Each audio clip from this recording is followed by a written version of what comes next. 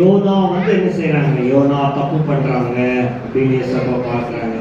யோனாவுக்கு தெரியுது கடவுள் வந்து என்ன நினைவைக்கு போக சொன்னாரு, நான் வந்து தர்ஷிஷுக்கு போறேன் அப்படின்னு சொல்லிட்டு தெரியுது. இப்ப என்ன செய்யறாங்க, ஒரு கப்பல்ல ஏறி போறாங்க. கப்பல்ல ஏறி போன உடனே அந்த கடல் வந்து பாத்தீங்கன்னா மத்திய கடல், பெரிய கடல். அந்த கடல் வந்து பயங்கரமா வந்து கடல் கொந்தளிப்பு போட்டோ இருக்கு பாத்தீங்களா.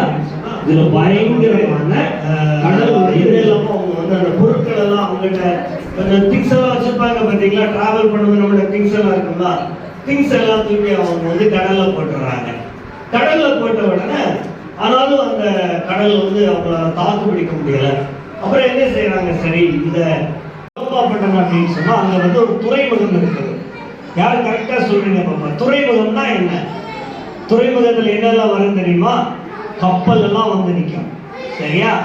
ஏர்போர்ட்ல என்ன வந்து நிற்கும்? Very good. ரயில்வே ஸ்டேஷன்ல, பஸ் ஸ்டேஷன்ல, பஸ் ஸ்டாண்ட். ஓகே, சரி. அப்போ அதே போல வந்து அந்த யோப்பா பட்டணத்துக்கு போறாங்க. அங்க ஒரு துறைமுகம் இருக்குது. சரியா? கடவுள் எங்க போக சொன்னாங்க? கடவுள் யோனா மாமாவை எங்க போக சொன்னாங்க? நினிவேக்கு.